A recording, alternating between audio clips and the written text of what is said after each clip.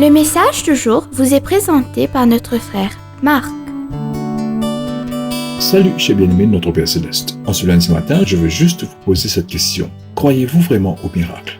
Bien-aimés, nous sommes dans Matthieu 14, nous trouvons Jésus montant dans une barque pour partir dans un lieu désert à l'écart, où il pourrait être seul. Il venait d'apprendre que Jean-Baptiste avait été décapité et enterré. Et maintenant, il était si ému par cette nouvelle qu'il ressentait le besoin d'être seul et de prier.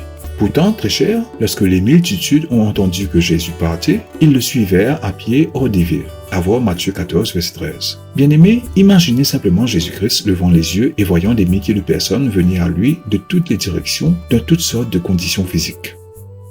Les infirmes étaient transportés sur une civière ou amenés vers lui dans des chariots faits maison. Des hommes et des femmes aveugles étaient conduits à travers la foule et les boiteux venaient marcher en difficulté en avant avec des cannes et des béquilles de fortune.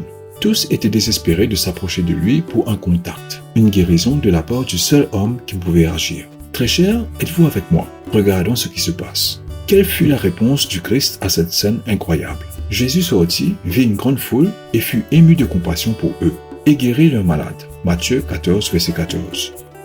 Bien-aimés, si vous aviez été là ce jour-là, à regarder depuis la colline, vous auriez été étonnés par les événements qui se déroulaient devant vous. Très cher, vous auriez vu des mains noueuses, tordues, se fortifier, des jambes tordues se redresser, des oreilles sourdes s'ouvrir, et des langues muettes crier soudainement des louanges à Dieu.